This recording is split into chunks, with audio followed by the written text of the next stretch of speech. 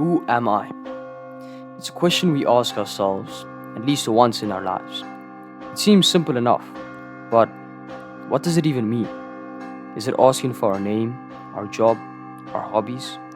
Or maybe it's asking something deeper, the part of us that no one else sees. But it's funny, so many of us go looking for the answer in the wrong places, in titles, jobs, relationships, material things. We collect pieces of the world to try and fill a void, to give us meaning, to tell us who we are. We're always chasing validation, chasing the next big thing that'll finally make us feel whole. And for a moment, it works. We feel good, we feel seen, but it fades. It always fades. We chase what's outside of us because it's easier, it's instant.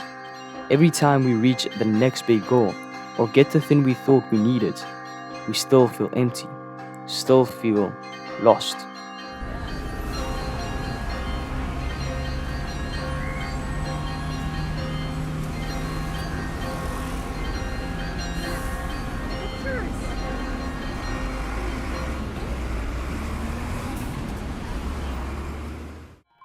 The truth is, the external world can never define who you are.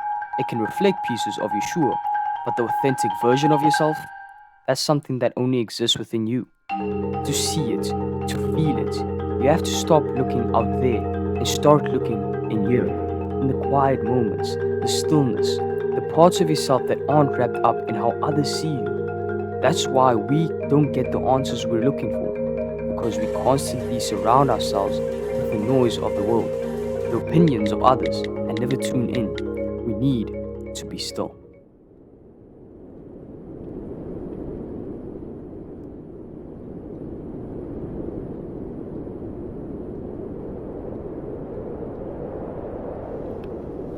So many of us are afraid of that silence, of being alone with ourselves. And I definitely am, because it's challenging. We've been told that we need to be someone or to do something to be worthy, to matter. But what if we're already enough? We just need to listen. I used to think that to find myself, I needed to do something or to be something extraordinary.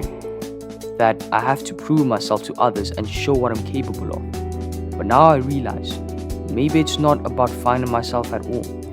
Maybe it's about just being myself. Not the version of me that's performing or seeking approval, but the version of me that exists even when no one's looking. I've asked myself the question, who am I? A lot.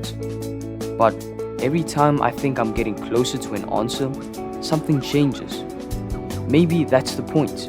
Who I am isn't fixed. We're not just one thing. We're a mix of contradicting, evolving pieces. We can be confident and insecure at the same time, joyful, but still feel this underlying anxiety. Maybe who we are isn't about putting ourselves in a box, but accepting all these pieces, even the messy ones.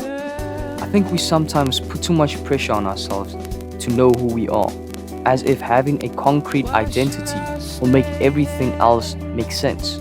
But maybe the real truth is that we're always in a state of becoming, constantly changing, learning, growing. And that can be scary, not knowing exactly who you are.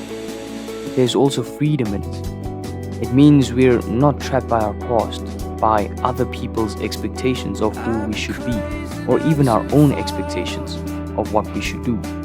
So maybe who I am is the wrong question.